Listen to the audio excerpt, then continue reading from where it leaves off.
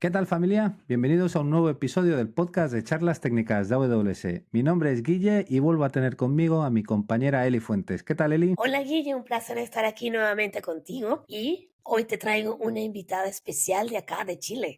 Te traigo a Catalina del equipo de Startup Chile, que nos viene a contar un poco cómo va la cosa con este mundo que siempre está avanzando, que siempre nos trae cosas nuevas y de última tecnología, como son las startups. Hola Cata, bienvenida. Hola, ¿cómo están? Sí, soy Catalina, acá Startup SA del equipo de Chile. Bueno, atendiendo especialmente Uruguay, Paraguay, Argentina y Chile, así que feliz de conversar con ustedes y hablar de cómo está el ecosistema. Un placer. Oye, ¿por qué no arrancamos sabiendo quién es Cata? ¿Cómo te convertiste en arquitecto de soluciones para startups? Buenísimo. Sí, bueno, yo estudié computación. La verdad, nunca pensé en estudiar computación, quería ingeniería y yo quería estudiar mecánica hasta que tuve mi primer ramo ahí de introducción a la programación y siempre les cuento la historia que llegué a mi casa, empecé a programar, pasaron 8 horas y me había dado cuenta que no había ido al baño, no había tomado agua, no había hecho nada y dije, chuta, creo que esto es para mí, creo que tengo que hacer esto, sí, logré con todo mi déficit atencional que tengo. Entonces ahí estudié computación y un poco empecé el camino. Después trabajé en la ESO, que es un observatorio como en Antofagasta, es el observatorio óptico más grande del mundo en el momento. Y después ya empecé mi camino en AWS. Partí trabajando con Enterprise, la verdad, con empresas más tradicionales. Y ya el año pasado empecé mi camino en startups, donde la verdad me he sentido totalmente a gusto. Es un ambiente que la verdad se mueve muy, muy rápido, pero por lo mismo yo creo que me apasiona muchísimo. Oye, pues mira que íbamos a hablar en el episodio de startups y iba centrado todo esto, pero no sé si volar el episodio por los aires, porque me interesa eso que acabas de comentar del mayor observatorio allí en Chile. ¿Por qué no nos cuentas un poco esa parte y ahora Ay, ya ay, después en bueno, serio entramos? me pasa siempre que cada vez que les digo que trabajo en AWS, la gente, ay, qué bueno, pero les digo que estuve en el observatorio y la gente se vuelve loca. Sí, bueno, en Chile tenemos uno de los lugares astronómicos más preciados del mundo y hay especialmente observatorios en el norte de Chile por la calidad del aire, lo seco que es el aire. Entonces, está trabajando en el observatorio que se llama en Paranal, que es como al sur de Antofagasta. Si vieron James Bond y la película de Quantum of Solace, es el donde está la película, así donde el hotel que explota. Si alguna vez la quieren ver, ahí es donde trabajaba. Así que trabajábamos en turnos, era como 8 por 6, ¿cierto? Y trabajamos y ahí están, son 3 observatorios ópticos, ya que al final las imágenes se pueden unir para poder ver todo a más larga distancia y eso lo hace como el observatorio más grande del mundo óptico, que es el Very Large Telescope. Yo creo que no encuentro que los nombres sean muy... no fueron muy creativos, porque ahora al lado están haciendo el Extremely Very Large Telescope, así que alguien los tiene que ayudar con los nombres. Pero no, pero fue de las experiencias más interesantes. Yo fui allá a como computación, a ayudar con la data, a ayudar a ver cuándo se tenían que recalibrar los observatorios, pero el estar ahí, el conocer a los astrónomos, a mí me encantaba la idea de que estás aportando un granito de arena para que se generara más conocimiento. Es una empresa, o sea, al final una organización, la ESO es la European Southern Observatory, entonces son todos los países de Europa, que es una organización que el objetivo final, ¿cierto?, es crear conocimiento. Entonces un poco distinto a todo el resto, ¿cierto?, de las empresas donde uno normalmente trabaja, pero la verdad eso me encantaba. Saber que cada granito de arena se estaba ayudando a que se descubriera algo nuevo, escuchar en los almuerzos ahí todas las cosas nuevas, tratando de entender, porque de astronomía aprendí un montón, pero definitivamente no estoy al nivel de los astrónomos, así que, bueno, una experiencia ¿Tú increíble, en verdad. recuerdas cuántos gigas generan las imágenes capturadas Ay, en no me cuanto a acuerdo. volumen de datos? No me acuerdo, pero la verdad es que no son imágenes, o sea, ahí me está, son la Se acabó verdad, la conversación, se se acabó, acabó. fue, pero Ya, es Continúa. increíble porque no son, o sea, uno cree que son imágenes, pero realmente, o sea, uno no las puede ver con el ojo humano porque al final son como análisis de muchos factores, entonces son como unas imágenes que al final son un gráfico en 3D.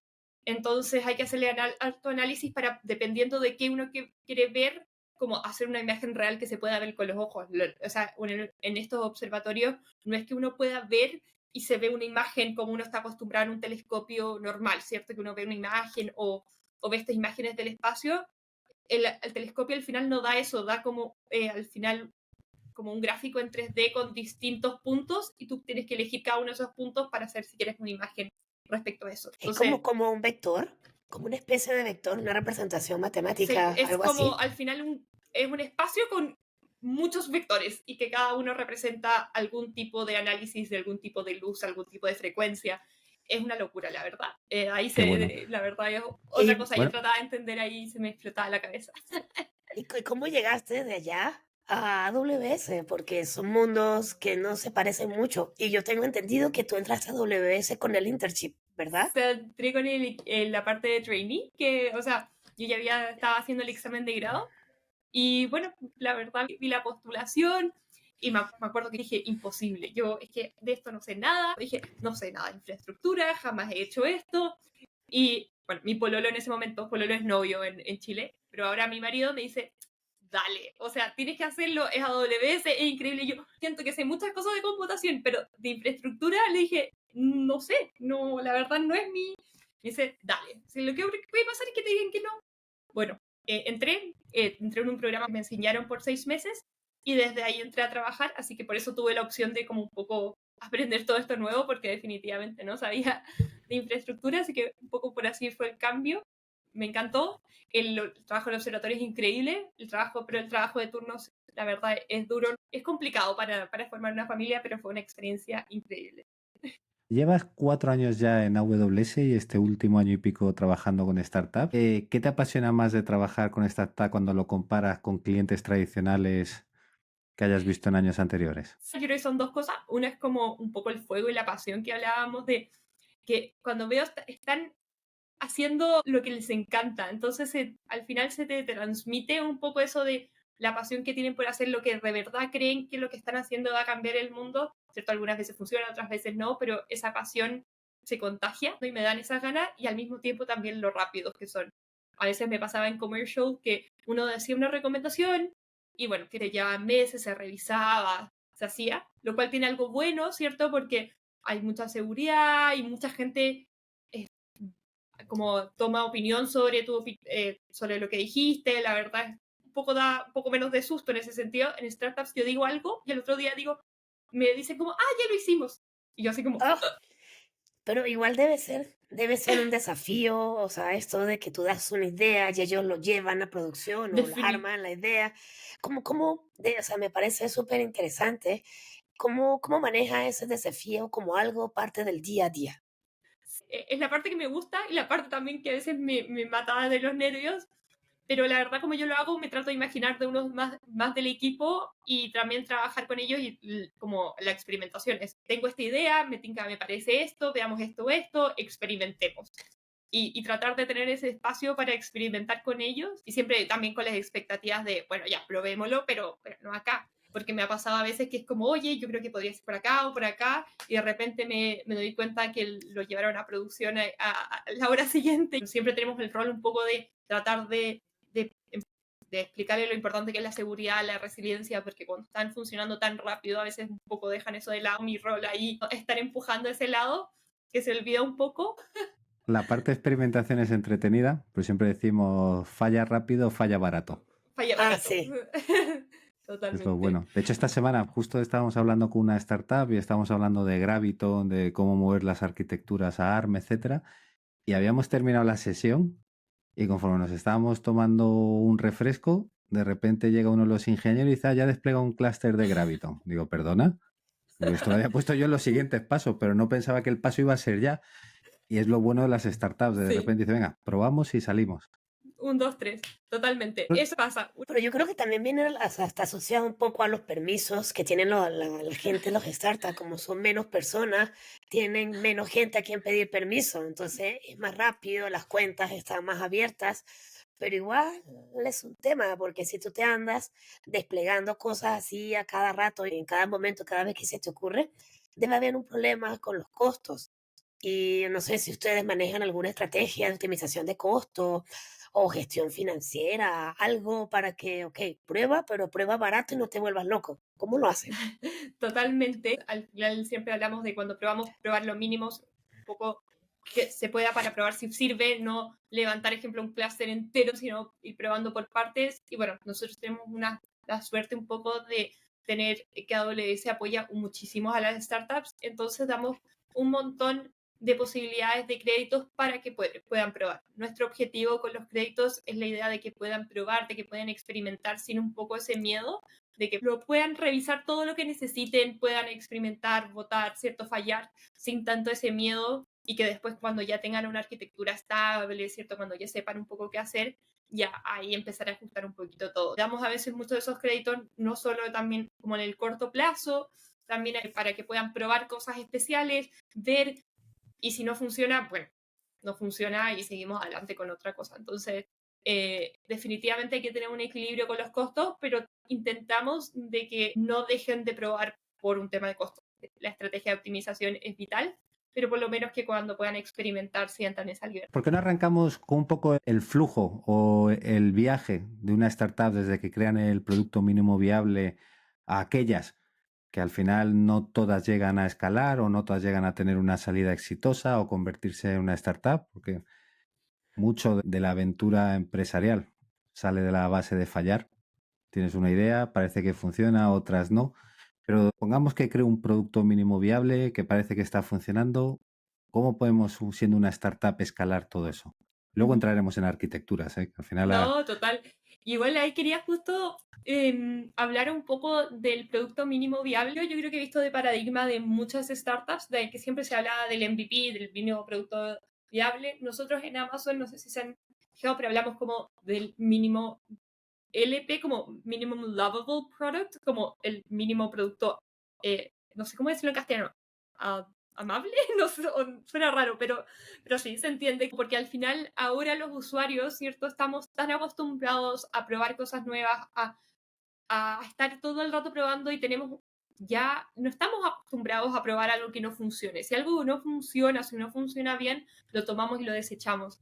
Entonces, ahora es súper importante crear experiencias sólidas. No tiene que ser la experiencia por completo, pero sino tomar una experiencia específica y que esa experiencia funcione de una forma sólida y que realmente resuelva el problema y desde ahí creciendo. Entonces, ahora un poco esta parte del MVP de que funcione, pero que funcione un poco, que no funcione bien, que funcione lento, que funcione complicado, ahora los usuarios están súper exigentes. Entonces, cuando algo no funciona bien, ya se mueven a la siguiente cosa. Entonces, está siendo súper importante crear MVPs que hagan algo pequeño, ¿cierto? Porque no podemos hacer todo, pero que lo hagan bien para que el usuario se enamore, que llegue a ese producto que de verdad le solucione algo y que ahí sigan adelante. Antes uno podía probar algo que tuviera errores, los usuarios eran, siendo que perdonábamos un poco más o estábamos menos acostumbrados, pero ahora como usuarios somos súper exigentes. Entonces, eso está cambiando un poco. Qué interesante eso. Claro, o sea, igual es cuando nosotros somos speaker, vamos a hablar una sesión, o sea, no tiene nada que ver, pero siempre me acuerdo. Y es que, o sea, tú tienes que los primeros, no sé, los primeros 2 minutos, tienes que hacer algo impactante para que la persona se quede contigo, te siga ahí en la conversación, porque si no enganchan, se va. Entonces está un poco relacionado a la era TikTok.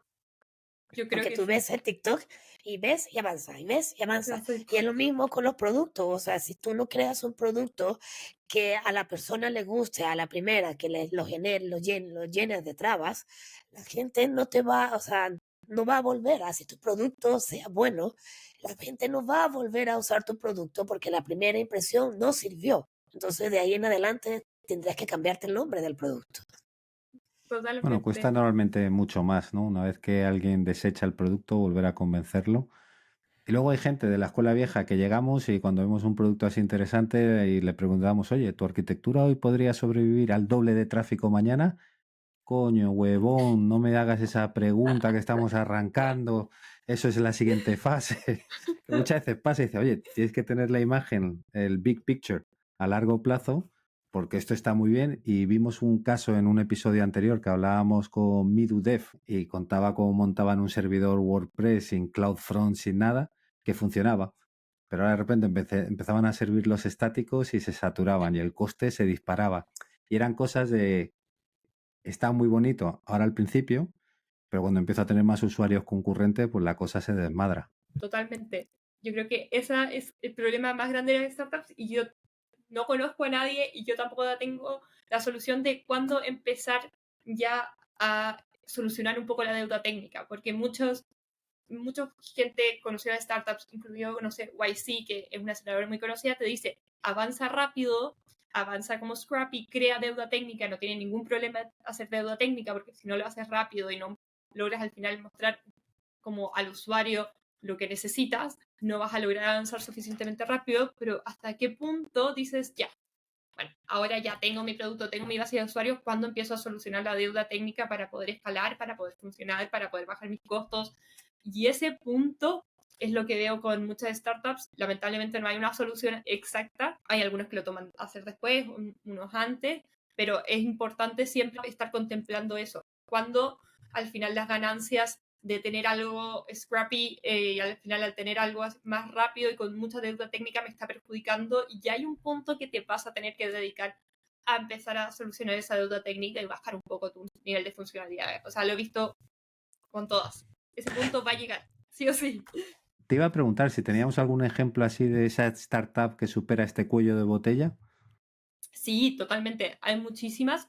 La verdad, por nombre tendría que ahí preguntarles a ellas, pero tengo un montón de Sin nombre, startups. Sí, anonimicemos. no, me hice, exactamente, por eso voy sin nombre. Pero, ejemplo, hay una startup que partió como muchas con un monolito en Heroku y con todo un código, al final tenía increíbles programadores, pero con un código que hacía que todo funcionara, preocupándose que el código esté bien, pero la infraestructura, la verdad, para nada. O sea, era meterle más, la base de datos está colapsada, le meto más, lo escalo verticalmente y llegó un punto donde la base de datos estaba en un 90% de uso de CPU, ya no se podía escalar verticalmente, nadie sabía qué pasaba, o sea, es una startup que no, estamos hablando de niveles que no deberían llegar a un colapso de hardware, ¿cierto? De base de datos, y también todo en un monolito. Y ahí Mal ya llegó diseño. pésimo, muy mal diseño, no, al final no podemos, fue una startup que le ha ido muy bien, entonces podemos decir, valió la pena, puede ser, nadie sabe, nadie puede volver atrás y saber qué pasa si se hubieran preocupado de eso antes y no de satisfacer las necesidades del cliente, nadie lo puede decir, pero sí tuvieron que tomar así, un paso atrás y un poco empezar a parar las funcionalidades, pero ahora acaban de dividir el monolito, están trabajando, ¿cierto? Separándolo en microservicios, separando las bases de datos, viendo algunas queries, porque tenían unas queries que no se las creó el equipo no de desarrollo, que al final explotaban la base de datos y que nadie se había preocupado. La base de datos está colapsada, hagámosla crecer, hagámosla crecer, hagámosla crecer. Y Ahí a eso pasa. te planteas en la disyuntiva de paro y hago una rearquitectura y pierdo tiempo, y ese tiempo que pierdo es el time to market que me pueden comer los Sí. competidores, o simplemente seguimos hasta donde pueda, y muchas veces pasa que acabas vendiendo la empresa y el que se come el marrón es el que te adquiere. Exacto, Que ahora te toca integrar y resulta que esto es un pifostio, que está todo muy atado. totalmente. Eso pasa. Seguramente fue una empresa que pasó muy rápido de la idea a la producción. Totalmente, la verdad. Ahora, la mayoría de las startups reciben cantidades de inversiones tan grandes, les exigen un crecimiento, la verdad, muy grande. Entonces, sacar funcionalidad, crecer, crecer, crecer, llegar a este hockey stick, ¿cierto?, que conocemos de las startups y en algún punto es hasta qué punto aguanto, porque en algún tengo que parar y arreglar mi arquitectura porque si no me voy a quemar. O sea, en algún punto la cosa va a explotar y se va a caer y todo funciona hasta que deja de funcionar. Entonces, ese debate, espero que yo sí puedo dar una recomendación, es que todos los sitios lo tengan constantemente con su equipo, con nosotros también, con AWS, si podemos ayudar, pero tener al final ver el trade-off, porque no hay un tiempo perfecto. En algún punto hay que hacer la rearquitectura, solucionar la deuda técnica, poder escalar.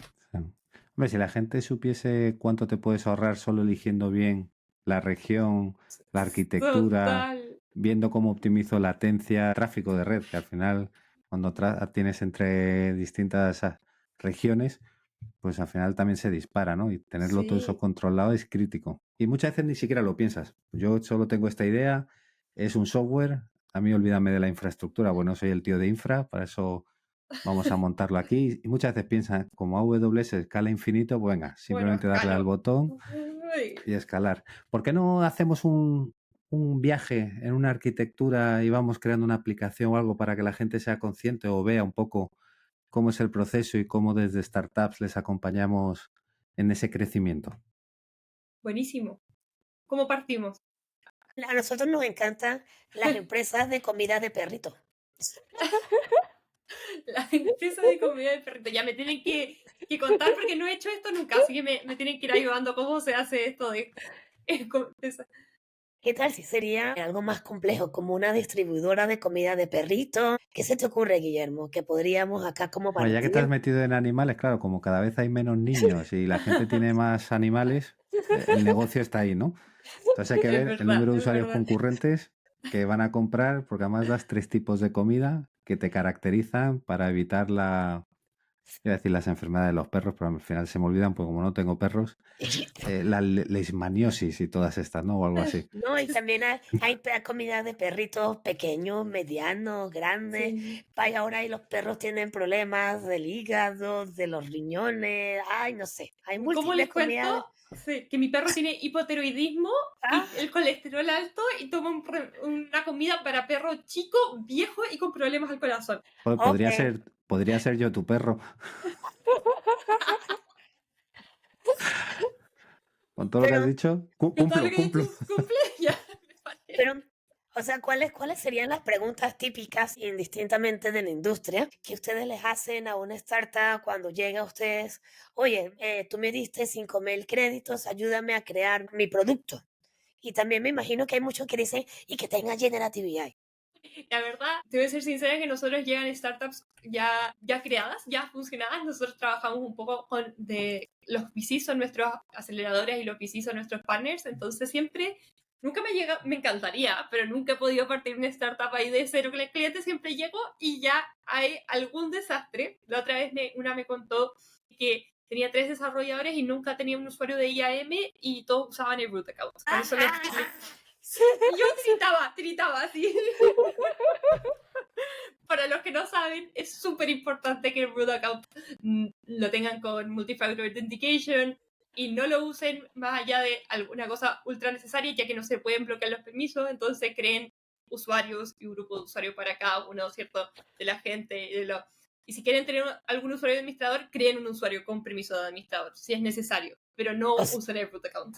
Te o venía a sea, dar ese... entonces la primera pregunta es, ¿cómo se autentican tus desarrolladores? Yo creo que Antes sí. de... Es que ha sido lo más fácil de solucionar y lo que me ha sacado más ganas, la verdad. Llego y me dicen, sí, no, tenemos el root account y con eso solucionamos todo y ahora me obligaron a que usara multi-factor authentication, entonces es una lata, porque me tienen que llamar a cada uno de los desarrolladores cuando entra, me tiene que llamar para que le dé el multi-factor authentication, le dé la clave temporal. Y yo, ya, bueno, partamos. Bases. La verdad, mi primera pregunta, normalmente tienen algo funcionando, pero todas las bases tienen problemas en general. Lo primero que hago más que meterme en el producto está funcionando, entonces es como ya, ¿cómo solucionamos las bases?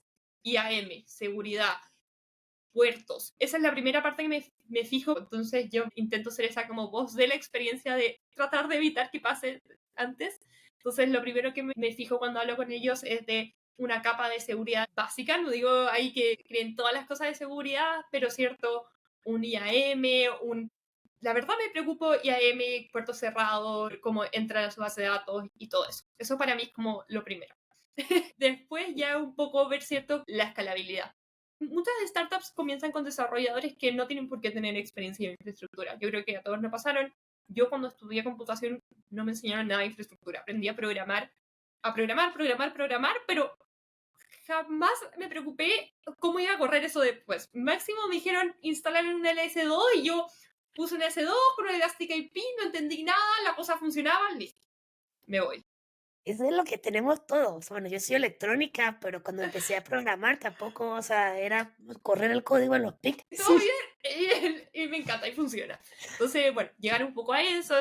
La verdad, suenan cosas básicas, pero a veces tienen una aplicación muy compleja. No han usado autoscaling o si es un balanceador de carga, si están usando S2 o cualquier tipo de autoescalado sea la arquitectura que tengas. Ahora cada vez más hay más arquitecturas que las están creando en serverless, que ha sido buenísimo. Yo creo que ha ayudado mucho a las startups porque al final escalan sin que ellos se preocupen, sin que tengan que tener conocimiento de infraestructura, pero al mismo tiempo poder regular las configuraciones para que todo haga sentido. Entonces, yo creo que paso uno, seguridad, y después segundo paso es cómo escalar y, bueno, resiliencia. La otra vez me encontré una base de datos que ya tenían una réplica por cualquier cosa, pero la tenían en la misma Z. Que está bien hasta que se te cae la Z. Yo, pero si no cuesta nada tener la otra Z. Como esas cosas, la verdad. Entonces hay que ir viendo esas cosas también de resiliencia, porque no entiendo, me decía, sí, tengo otra base de datos, tengo una réplica. Y yo, buenísimo. Qué bueno, entonces igual tienes un sistema multi-asset. No lo tenía en RDS y no puso el multi-asset de RDS, pero tenía otro. Y dije, ya, bueno, por lo menos es mucho más fácil hacerlo multi-asset, pero entiendo. Lo bueno es que tengas otra resiliencia y todo. Dice, ya, ¿y en qué AZ está? No, es la misma. Entonces, un poco eso, al final, un poco ayudarlos en las cosas que AWS ya tiene hechas. La otra vez encontré una startup que estaba haciendo backups de las bases de datos. Muy complicado, estaba ellos manejando los backups, estaba guardando mucha información porque al final no los estaba haciendo, no estaba viendo los cambios, sino que estaba guardando todo todas las veces. Y ahí un poco explicar que yo entiendo, AWS tiene tantos servicios que a veces es una locura. Entonces ir ayudando un poco como, oye, tenemos una forma de backup que tú te desligas de esto, te puedes preocupar de tu startup, de todas las funcionalidades, teniendo el backup y apretando un clic. Entonces, esas cosas al final quitan mucha carga operacional, mantienen la seguridad y resiliencia sin que ellos tener que estar pendientes todo el rato. Entonces, eso yo creo que es muy, muy importante, porque en general las startups, si son buenas para algo, es para crear productos y hacerlos funcionar. Pero un poco las bases del Well-Architected Framework, de la resiliencia, de la seguridad, de la escalabilidad, son los que a veces dejan de lado y siento que es un poco mi rol ahí apoyarlo. Y una pregunta, o sea, bueno, con este mundo del Generative AI, el Amazon Q, el asistente por aquí, por allá, ahora crear este producto ese es un poco más fácil. ¿Has visto que sí lo están aprovechando, que se aprovechan esas herramientas para sacar productos más rápido? Sí, no, totalmente, se aprovecha un montón, pero hay que tener un equilibrio, ¿cierto? Porque la verdad, la gente de las startups yo creo que son las que primero toman nuevas tecnologías, son bastante early adopters, entonces, buenísimo, justo hasta hicimos una charla con un grupo que se llama LLM Native en Argentina, donde nos juntamos y ellos al final discuten y tienen un grupo en Discord de cómo poder ayudarse la vida y cómo poder hacer el crecimiento de su startup y cómo poder ahorrarse tiempo con LLMs, por ejemplo. Ellos son muy no quiero hablar, son como nosotros decimos cero bullshit, quieren cosas prácticas de cómo los ayuden. Y lo están haciendo un montón, pasa mucho, pero bueno, no sé si han escuchado, yo lo he visto en LinkedIn, en Twitter, todo lo de vibe coding. Ah, sí. No sé si lo han visto. Bueno, también es un problema, ¿cierto? Al final, cosas programadas que al final ya la deuda técnica se te va ya al cielo, porque ni siquiera es una deuda técnica de avanzar rápido, sino es solucionarlo con lo que te dice el LLM y después una Sí, bueno, locura. Así que yo igual creo que ahí vamos. hay un tema, o sea, porque el bytecoding, ok, hago de la idea, o sea, del prompt a la aplicación de una vez, pero si tú no tienes idea de que tiene, o sea, de cómo entender ese código, ¿qué pasa? Que si te falla, oye, LLM, ayúdame. Y Ayúdame. el LLM se va a hacer un loop de respuestas y preguntas ahí. Entonces, sí, hay un equilibrio ahí que hay que mantener. Bueno, de hecho hay un hilo en X o Twitter de un tío que crea una aplicación que le empieza a generar $5.000 al mes o no sé qué, Wow. y de repente pasa diciendo, ya no hacen falta programadores, la muerte a los programadores, ya esto lo hace todo solo, y de repente al día siguiente pone un tuit de, me están atacando, oye, dejar de entrar en mi base de datos, tal, y al final a la semana pone otro diciendo, he cerrado la aplicación. Claro, Entonces, porque no tienes idea qué hay en el código. Te falla, no sabes Sí. cómo hacer el troubleshooting.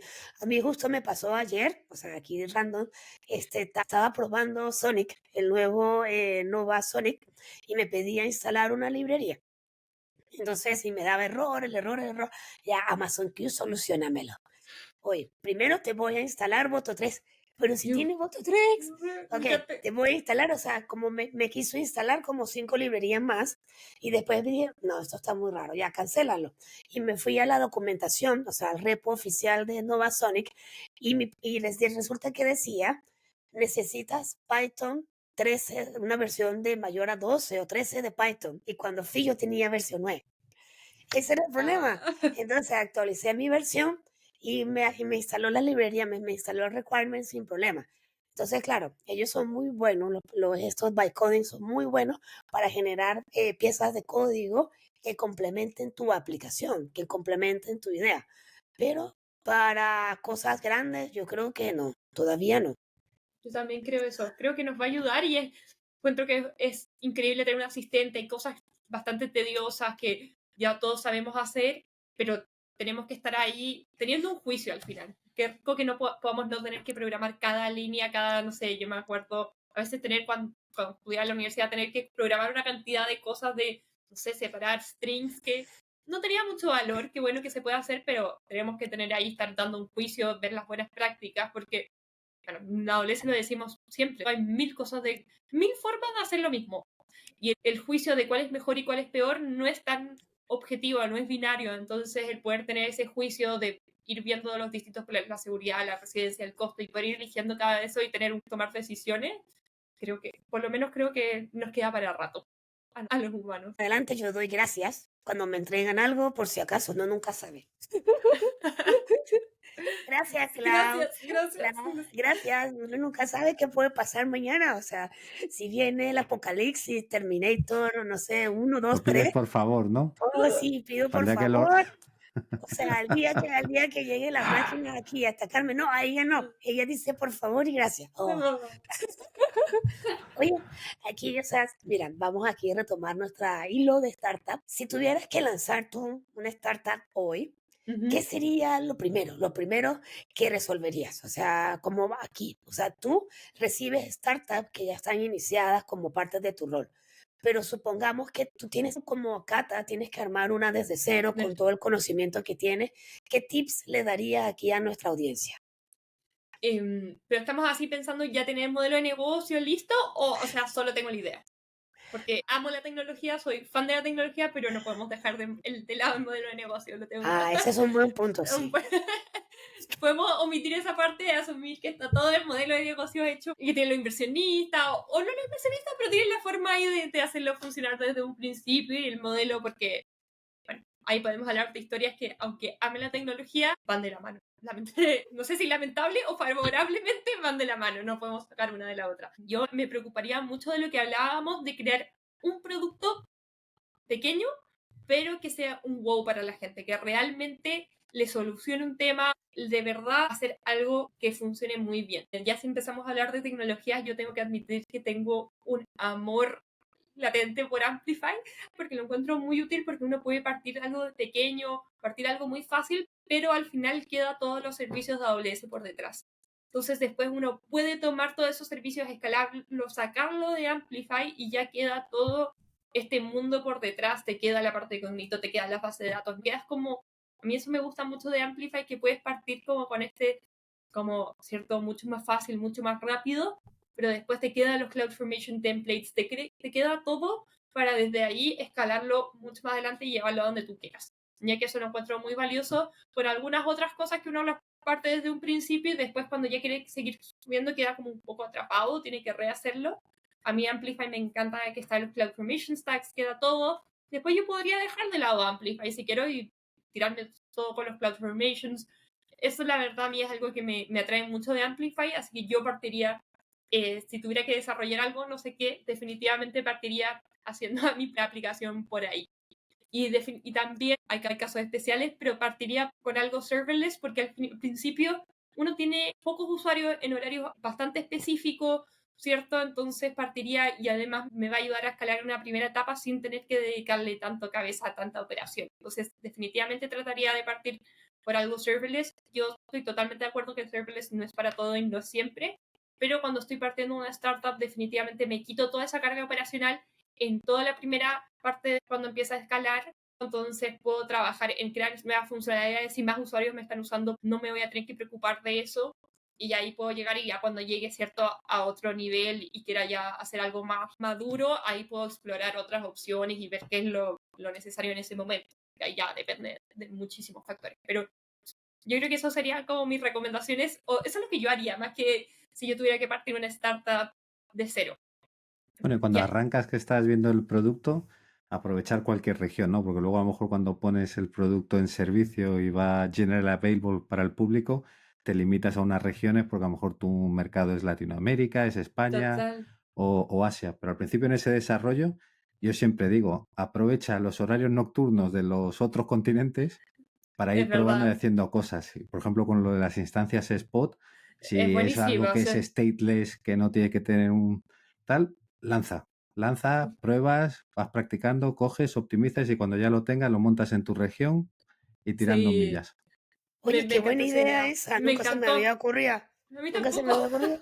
Mm. La verdad, yo sí, bueno, yo trabajo en Latam, entonces tenemos un tema de que la gente ve Brasil, hay una región en Brasil, ¿cierto? Que es increíble porque está más cerca y la gente la ve, pero tiene costos bastante más altos. Entonces yo siempre digo, es cierto que tengas un argumento muy, muy, muy fuerte, cierto que existen, no digo que no, pero es cierto que tengas un argumento muy fuerte, anda a Estados Unidos, ¿cierto? A un Oregon, Ohio, uno Virginia, y ese es un error bastante común que la gente veo que se va directo a Brasil porque, bueno, yo veo la parte cono sur de Latinoamérica, Brasil definitivamente es lo más cerca, entonces dicen, ya, me voy directo a Brasil porque es lo más cerca, y es como, ¿realmente lo necesitas? Y aquí ¿Realmente? me, Voy, y aquí me te van a doy, vetar en Brasil, no voy a poder entrar más, yo pero he tampoco de creo. decir que los costes son mucho más altos en Brasil, no porque queramos que los costes sean altos, sino porque las tasas de importación de hardware, infraestructura, etcétera, son muy, muy elevados. Y no todos tienen fábricas para hacer el ensamblado de los equipos y eso hay que pagarlo. Entonces, cuando lo pagas al final, repercute en toda la cadena hasta el producto final. Sí, hay que Exacto. pensar en latencia. ¿Vale la pena, no sé, algunos microsegundos versus el coste que me sale? Porque igual cuando uno selecciona una región en Estados Unidos no hay tanta latencia así significativa. Entonces, y aquí, Cata, o sea, de lo que tú has visto en tu mundo de startup, ¿qué ha sido más doloroso cuando una startup no funciona? O sea, quedarse sin dinero o que la gente deje de usar la startup porque perdió la confianza, porque dejó de funcionar bien, etcétera. ¿Qué es peor? Uy, la verdad no sé qué es peor, la verdad yo creo que es un dolor muy grande en todos los sentidos. Lamentablemente nosotros hablamos que como un 90% de startups quiebran, entonces la verdad es súper doloroso, pero en general pasan ambas cosas, no logran tomar nuevas inversiones, entonces no tienen dinero, entonces, porque en general en startups en un principio no todas pierden, entonces Ah, pierden todos los meses, no logran conseguir otra inversión porque no tienen suficientes clientes, los clientes que tienen no logran pagar por toda la operación y bueno, ya llega un punto bueno, que no da la de suma. hecho, las Venture Capital hace unos años sí que financiaban solo teniendo la idea.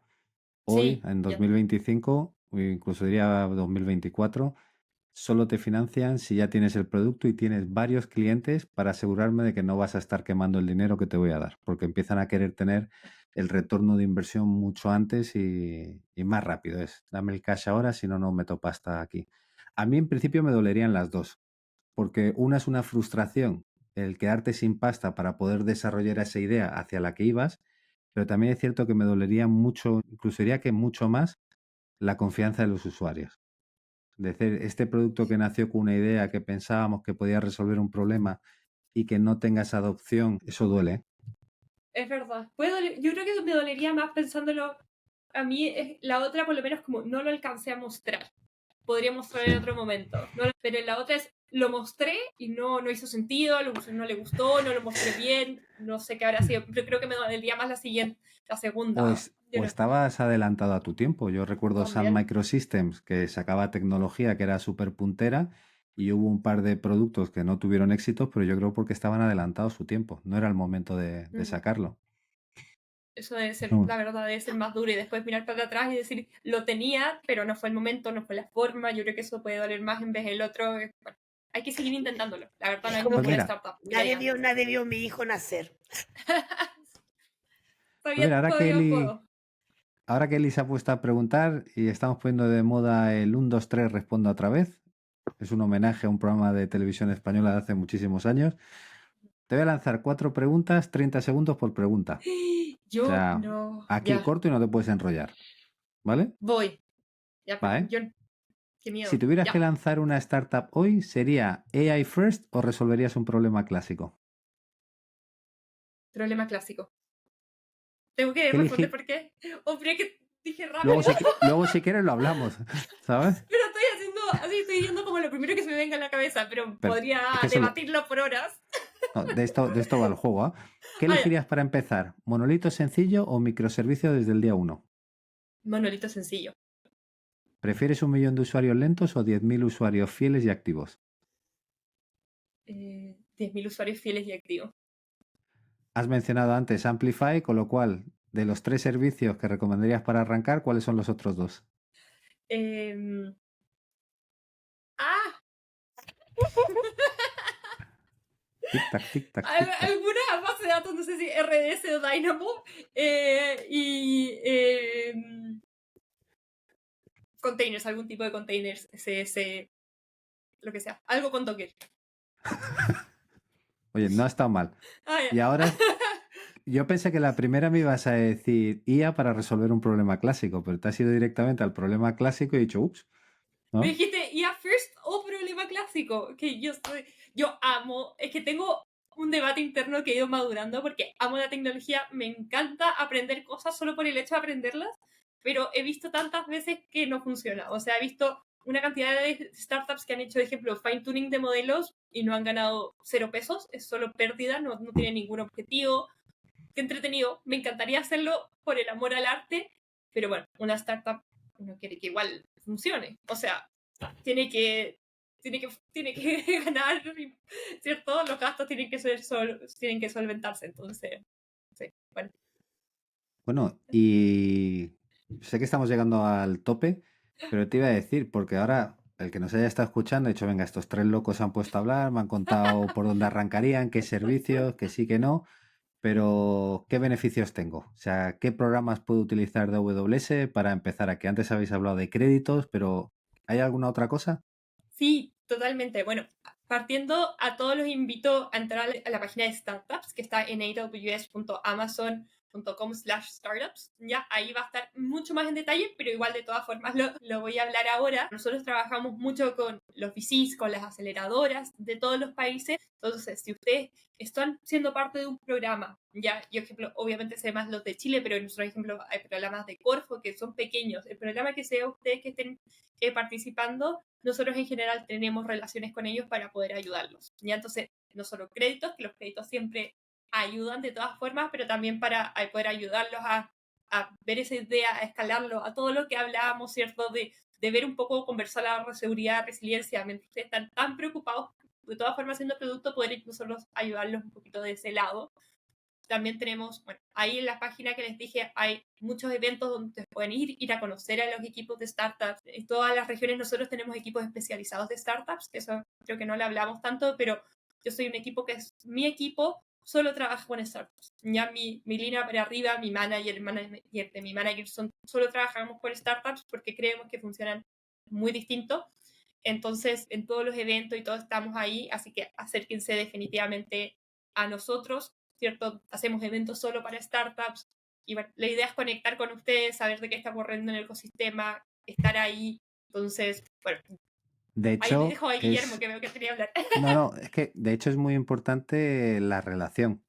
O sea, tú cuando vas a San Francisco, que es un ecosistema muy potente, o a Israel de startups, todos se conocen. O sea, Totalmente. de juntarse, de hablar y cuando otro vende su startup, tienen ese loop y ese feedback de cómo han hecho cosas. Pues yo creo que es importante entrar en esa red y conocer a otros empresarios o otros emprendedores que estén generando también nuevas ideas y nuevos productos, ¿no? Aunque no sean Total, ni siquiera de tu sector, ¿eh?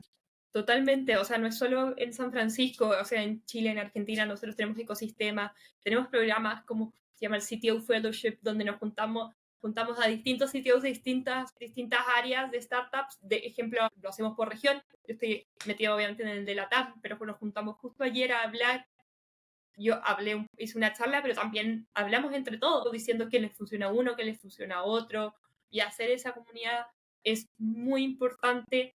Ejemplo, en algunas ciudades, si nos están escuchando, hay lofts de startups, hay gente de startups que están ahí, que pueden ir a preguntarles, que pueden ir a trabajar. Entonces son como un cowork para startups de AWS. De verdad, métanse en la página y vean lo que pueden ir en su región, porque hay muchísimos programas. Ejemplo, el GenAI Accelerator Program, que me fascina. No, hay muchos más, pero si tengo que mencionar uno, programa que hacemos como una aceleradora para GenAI, ya donde es 80 startups de todo el mundo, ya, y trabajan en conjunto. Se ven presencial en el inicio y en el cierre, y ahí puedes conocer startups de todo el mundo, ver qué hacen, hablar, no solo la ayuda que nosotros podemos dar, sino la relación entre todos. Yo creo que las startups es El vital. networking, entregar el networking para que la gente Total. crezca juntas. ¿Y cuántos créditos le dan a la gente? Porque aquí a la gente le interesa más el dinero. Está perfecto. Estamos entre $1,000 y $100,000. Ya todo depende. Los $1,000 son el Activate Founders. Entonces, si ustedes todavía no han estado con un VC o todavía no están con una aceleradora, pueden inscribirse a ese, ya que ese es para partir la startup, para que ustedes puedan hacer una idea, como hablaba Guillermo ya. Ahora se necesita, ¿cierto?, que tener un producto y tener usuarios, entonces el Activate Founders es especialmente para eso, ya para que puedan entrar. Está en la misma página que les di, ahí pueden postular el Activate Founders, y después está el Activate Portfolio, que ya en general trabajamos con nuestros partners, ¿cierto?, que son las aceleradoras y los VCs, y eso llega hasta $100,000 en crédito. Así que Por cierto, ambos, dime. ¿también en startups ayudáis a proteger la propiedad intelectual o a sacar patentes? Porque mucha gente puede tener una idea, pero a lo mejor esto es una patente y yo por ser novato no tengo ni idea. ¿El programa también podría echar una mano en eso o...?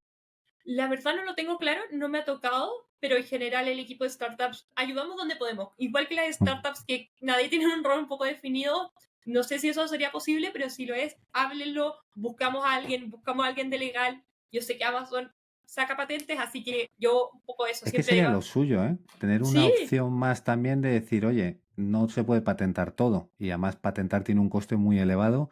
De hecho, si lo haces por región o lo haces global en distintos mercados, es muy, muy que al final distinto. es ajustarlo. Pero si te pueden echar una mano, yo creo que sería algo Sí, que haría único al programa de startups. me gustó la idea, lo voy a hablar, pero definitivamente las startups pregunten.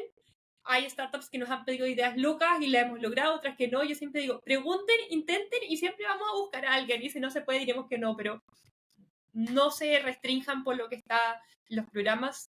Si podemos ayudar, lo intentaremos. Así que pidan de todo. Yo apoyo un poco esa idea. Perfecto. Pero me gustó la idea de Guillermo. La voy a hablar ahí, a ver si. Sí. Y nada, familia, no sé si, Cata, ¿alguna última recomendación antes de marcharnos de fin de semana?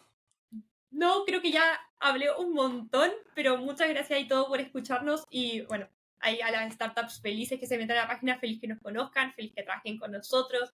Así que hay más que invitados. Pues Y bueno, o sea, cada startup es un mundo, pero la tecnología sigue patrones claros. O sea, lo importante es que hay que anticiparse a los desafíos y hay que darle deploy. Y hay Me que, gusta. y hay que fascinar a los usuarios. ya sabéis, Maravilloso. familia, hemos visto hoy en este episodio un poco el mundo de startups. En otras temporadas hemos hablado también, con lo cual os dejaremos en la descripción todo para que tengáis un largo recorrido en este mundo tan maravilloso. Y agradecer a Cata y a Eli haber estado con nosotros esta semana y al resto os vemos dentro de 2. Un saludo, hasta luego. Un Chao, abrazo, chao. Gracias. chao.